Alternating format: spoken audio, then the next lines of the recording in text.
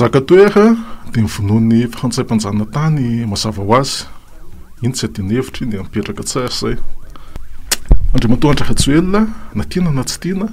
manana an'izay akolafy maha-Frantsay anazy izay. Ary tsy nafeniny io fa tsy nafeniny io ka ny tsy ho lavalavaiko ilay izy fa izao zany ny antondian'Andriamatoa Andry Rajoelina tany Beloha-Sivpiana tao amin'ny tanànan'Ambiky tokony fifonana ny nalehan'ny tany, mifonana amin'ny maha-Frantsay anazy fa tsy nandeha tonga tany araka le teninao teo manao oeraoera nanao an'izay fifonan'izay le izy tsy nisikina lambahoany izy dia nandray micro manao ny fanaony mahazatra oeraoera manao populisme ka ina dikan'izany dia fanamaivanana any zavatra nitranga tany amin'ny lasa le fandringanana ny toera sy ny vahoakany izany tena hoe fanamaivanana an'izy natao toy ny zavatra tsisy hodina akipa maso manoloana an'izy fa tena olana lehibe le izy. Inona moa izany dia ny binationalité an'Andriamatoa Andry Rajoelina nanapa-maso ny HCC momba ny izay mifoarisena le izy nanomboka nisedra ny olana goavana voalohantsika amin'izay binationalité an'Andriamatoa Andry Rajoelina izay tamin'ny fahatongavan'ny Macron volana vitsivitsy lasa izay tamin'ny volana aprily tamin'ny volana avril saika omena Frantsay mihitsy moa aza ny Ilse Pars tamin'le hoe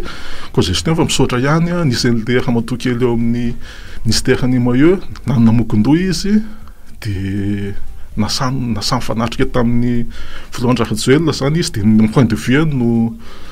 no nandresy tao anatin'le izy statu quo zao ny Ilse Pars fa misaotra be dia be tsika fa tsy lasa cogestion fa ny option an'Andriamatoa Andry Rajoelina moa dia hoe cogestion iarahana mitatana amin'ny Frantsay. Inona no tiako tenenina amin'izany? Eny ary manambahitsika amin'ity maraina ity dia ny mpitarika natoko républicaine iasana moa zany no tena ahafantarana azy miarabanao aloha tonga mivahiny eto amin'ny Top Radio amin'ity maraina ity. Miaraba namana Roland mialatsiny amin'ny fahatarana kely fa ambota iazo be ao ivelany ao miaraba ny teknisianina ny Top Radio dia miaraba ihany koa ny mpiaino ny Top Radio ny tokantrano rehetra. Eny ary asana Ravelson zay no vahintsika araka nambara teo izy ihany koa dia manam-pahaizana tanora malagasy misehatra amin'ny lafiny politika ary mpahita tara historien moa zany marimarina kokoa. Asana Ravelson tsika nanaraka ny fandeha ny vaovao farany moa zany zao tamin'ny indrinandro iny nanamarika an'le izy dia le hoe fahatongavan'ny kabesin'ny mpanjakatoera sy ireo ataontsika hoe miaramila niaraka taminy zay voatapa-doha tamin'ny fotoana tany amin'ny 20 taona lasa tany tonga moa izany rehefa napetraka any amin'ny toerana tokony isy azy any Ambika any amin'ny Beloha-Sivpiana rehefa tena jerena le izy Asana Ravelson fianao moa zany no mahita an'le izy ohatrany hoe lay le lanonam-panjakana miaraka amin'ireo ataontsika hoe oeraoera zany ohatra ny takoniny le zavatra hoe tena mahakasika ny sotoavana kolotsaina ny faritra ny asa ianao mpahitantara ianao miresaka amin'keto zany ahoana no fahitanao an'le izy? Misaotra betsaka amin'ny fanontaniana tena événement anankiray ngeza-peo anatin'ny vanim-potoana ankehitriny ao anatin'ny tantara Madagasikara ihany koa satria tadidio fa 1896 tsika lasa zanatany Frantsay. Talohan'izay niditra ny Frantsay avy any Majunga mois d'avril 1896 volana août 1896 azony zareo Tananarivo tamin'ny niditra avy any Majunga ny Frantsay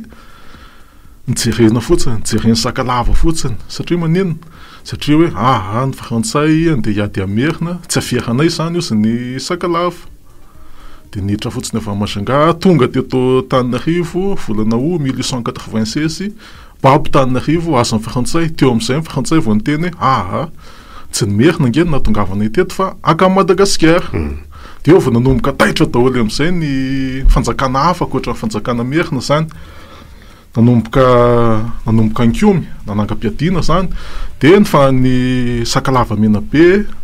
ao anatiny izay ary ny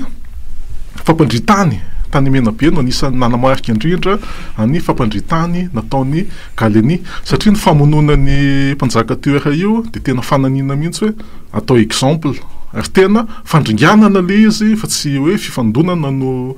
nahafaty ny mpanjaka sy ny vahoaka ny fa tena hoe fandringanana nitranga le izy tao anatin'ny aliny 7 aogositra 1896 ifo ny 3 aogositra ny taona iny dia nanaovana latsakalina zareo ary tena hoe naringana dia avy eo moa mbola nizimazimbaina ny fatamangatsika ny mpanjaka nitapahana ny lohany. Manontany namana Roland teo hoe inona ny ahoana ny fomba fahitanao an'io. Misy lecteur anankiroa zany amiko e amin'ny Asina Ravelson le historien docteur en histoire no miteny eto. Lecteur voalohany de diversion ny La France io par rapport amin'ny fitakitsika ny Îles Éparses. Fampiasonana zany. Zay ny lecteur voalohany. De ny lecteur faharoa somary masevatra ny tenenako anazy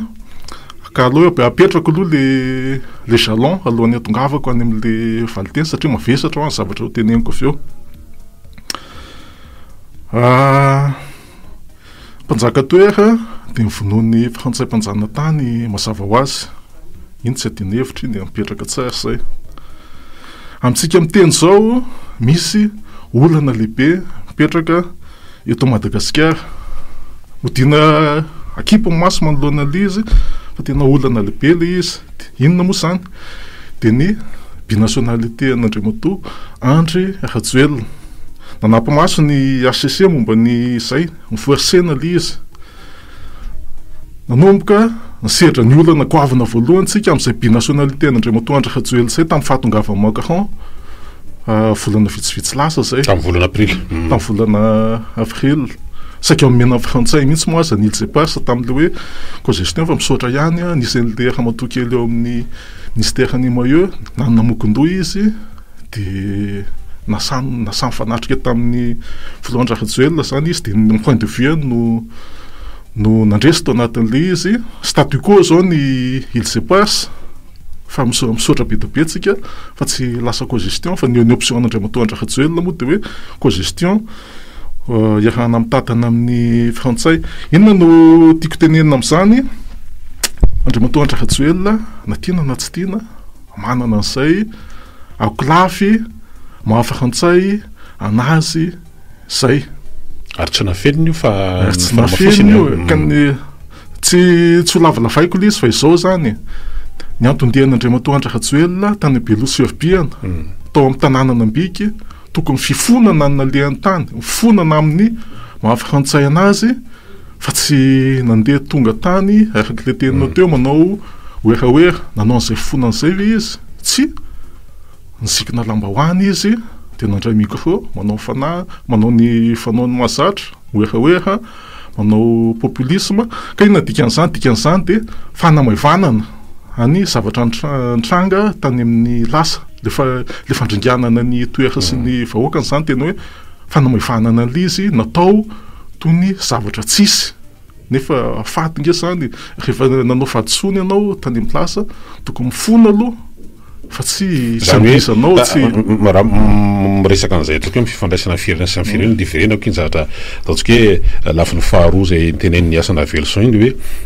tamin'ny fahatongavan'ny filoha Frantsay teto zany misy hoe raha ianao zany so mety nandrasanao koa hoe ny Frantsay nanao an'izay hetsika moa zany lazakana mety hoe le voambolana tsy zay loatra angamba le hoe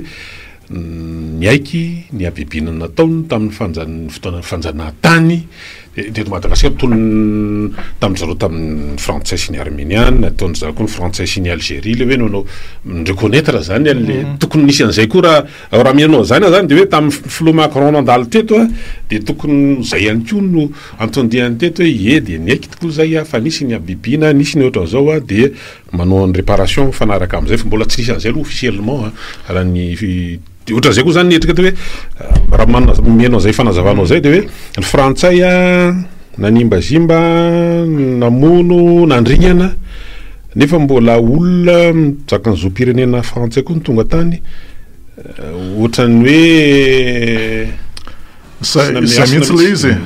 zay tenen'ny namana Roland zay mihitsy le izy hoe Andriamatoa Andry Rajoelina na tiana na tsy tiana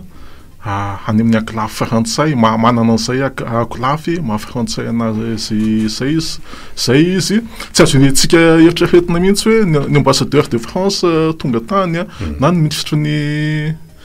ny kolotsaina Rachida Dati hoe tonga fotsiny fa ny frantsay rehefa miatrika any zavatra nataony tsy nety tany amin'ny lasa na simple citoyen izy tokony manana an'izay devoir de pardon zay aloha olana hoe ohatrany hoe mavantsika le binationalité any Andriamatoa Rajoelina na milana anazy tatana Madagasikara am'izao fa ametraka olana foana io fa ino moa zany olana be fandroana zao ty atrehantsika tany ambiky ty tamin'ny Zoma moa iny fa minonareo ana fa mbola itoy io ary I Sagarafe ilatsika moa zany toy satria mbola miteraka resabe koa ny am'le resaka hoe identification reo crâne sy ny resaka hoe fa mety mbola betsaka ny fanio-kevitra mikasika an'iny fa arotany moa mahito anao zao fivaniana zao ihany koa mety mbola iverenantsika zay miaraka amin'ny piano ihany koa rehefa vao zay mikasika ny fahatongavan'io kabeso anankitelo ny ampanjaka toera moa zany sero atoko miaramila ny araka tamin'izay voatapado tamin'ny taona tany amin'ny 20 taona lasa fa iverina amin'ny rahapirenentsika iasana rahaveloson fa rehefa mandeha zany aloha rehefa mijery ny rahapirenena amin'izao fotoana zao de hita hoe fa misy fanomanana tsikelikely ihany zany amin'ny resaka ny aparatiko ny gasy eo amin'le seho hita maso aloha zany de ohatran'ireny hoe fahamarona amin'izay toerana famalehan'ny mpitondra fanjakana amin'ny exécutif zany amin'le hoe faranty moa zany so tany afaritra Menabe talolokely tany Fianaratsoa tambadimbadisay tany afaritra Ambatsoa somary efa manomboka mitety faritra ohatran'ny manao préparation zany larona hoe fitokanana mola izy fitokanana zava-bita fa ambadika izy ihany koa le hoe misy olona maro zany resahana amin'le hoe fa mandeha ny fampandrosoana Madagasikara tsy mandeha fetsakileny ihany zany de efa mandefa tsikelikely ihany koa ny mpanarady izy mpomana fitondrana amin'le hoe tsy vita ao anatin'ny mandaro zany fampandrosoana Madagasikara fa mandeha telo fandresaka an'izany solombavambahoaka Antananarivo Ramatoa Lanitra Kotomanga fa nisy hoe tena tsy vita roto mandaro na telo tatsia Fianaratsoa tamin'ny fitokanana le collégium fa solombavambahoaka amin'ny aradia amin'ny fitondrana koa tena pabe maso ny amin'ny 3e mandat solombavambahoaka eto Antananarivo ihany koa de hoe efa tonga hatrany amin'ny fanampepona mihitsy moa zany ny mpanohitra zany amin'izao fotoana zao manoloana an'le zava-misy miroso makany ohatran'ny fa manomana ny sain'ny olona hoe mandeha makany ty raha ty asana rahavelo zay mihitsy zay ny ohatran'ny zava-misy ary zay no tena zava-misy hita sy tsikaritra isan'andro moa zany fa le hoe mbola nao mandat fahatelo ny fitondrana misy amin'izao manahirana ange satria ny taremarika andrefesana ny fampandrosoana zany tena tsy lasa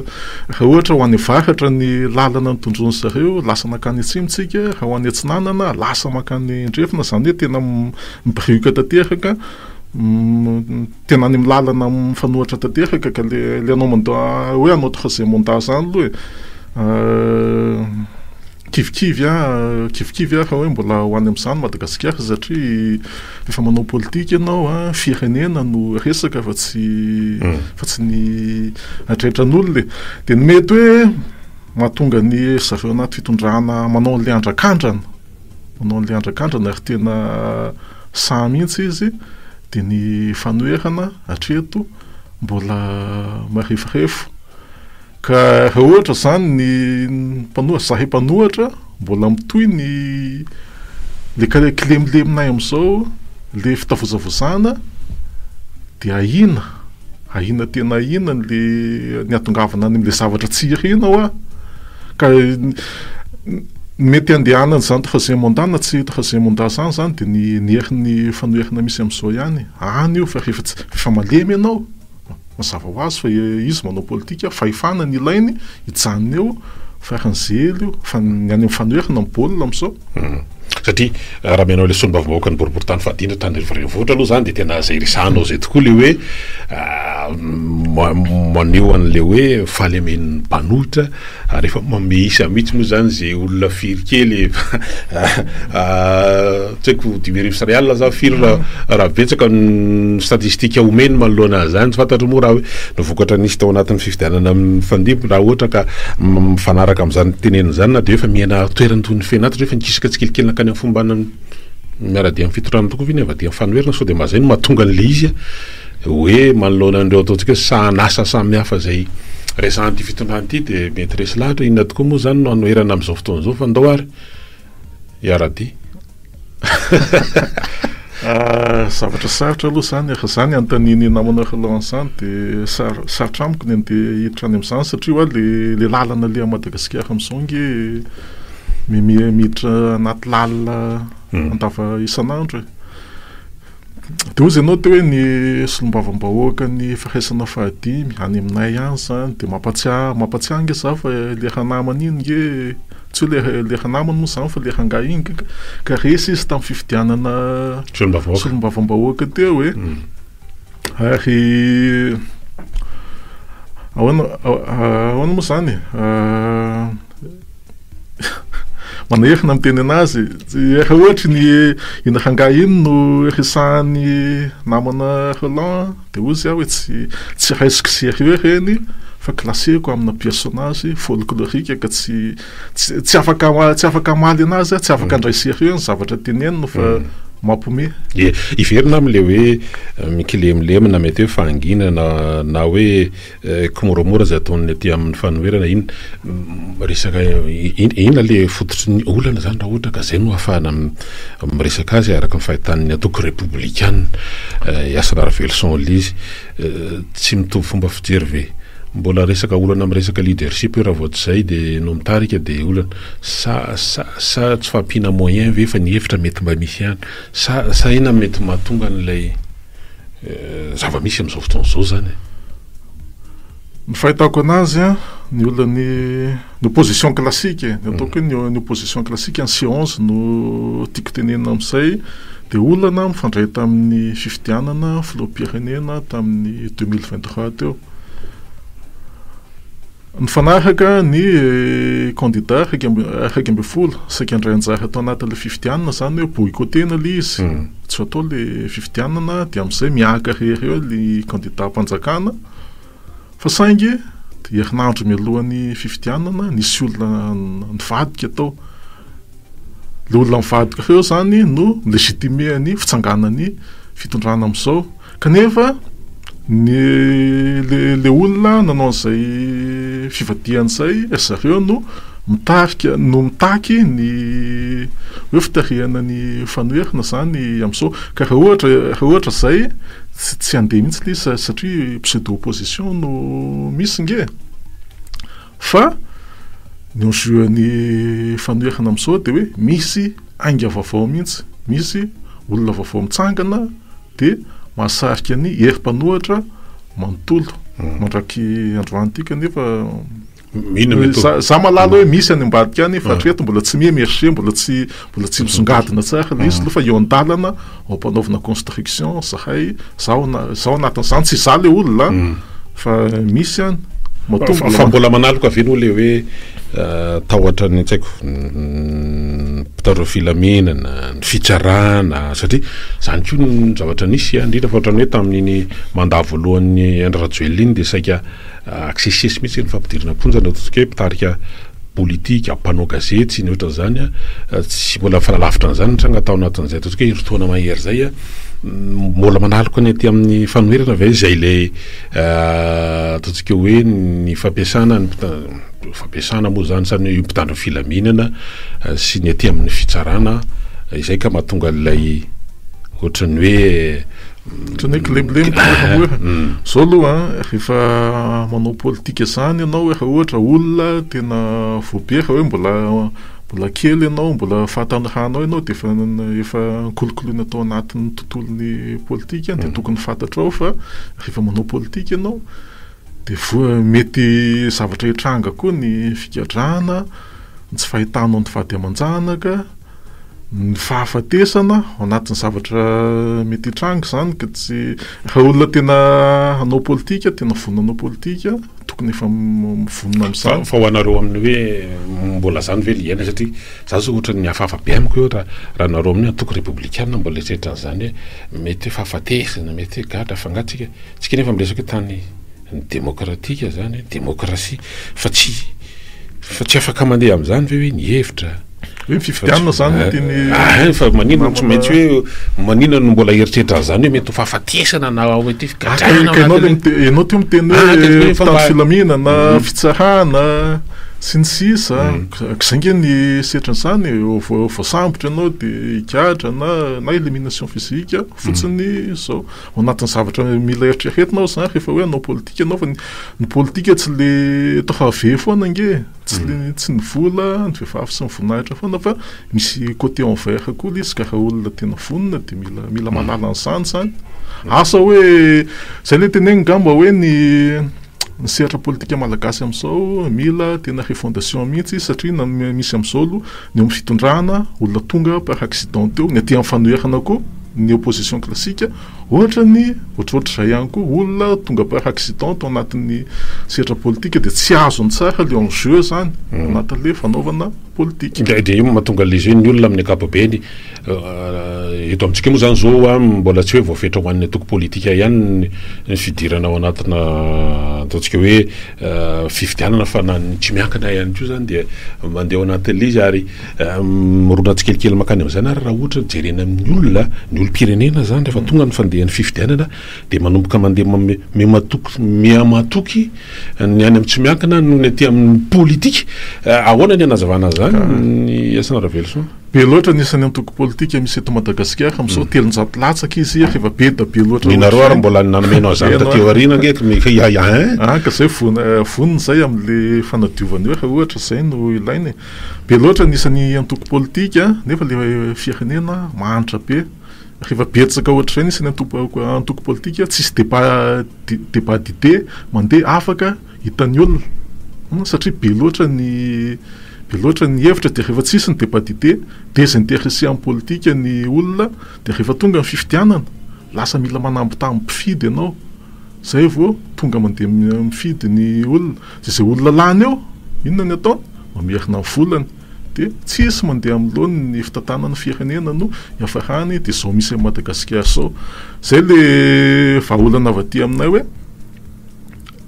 mandeha be na resaka refondation am'izao fa ny refondation voalohany mila atao de ny refondation ny système politique mila hena eo amin'ny 10,000 eo fa rehefa betsa nisany antoko politika mila terena ijoro amina doktrine politique de antoko vitsivitsy tafatsanareo ary mila tsoana ao anatin'ny influence en foule de hitanao am'izay fa rehefa tena mipetraka amina foto-kevitra ny antoko politika mpandraha mijanona any amin'ny sehatra fandrahana mpanao business mijanona any amin'ny sehatra misy anazy fa ny politika de ho an'ny mpanao politika ary professionnel ny olona manao an'io fa tsy olona taitaitra fotsiny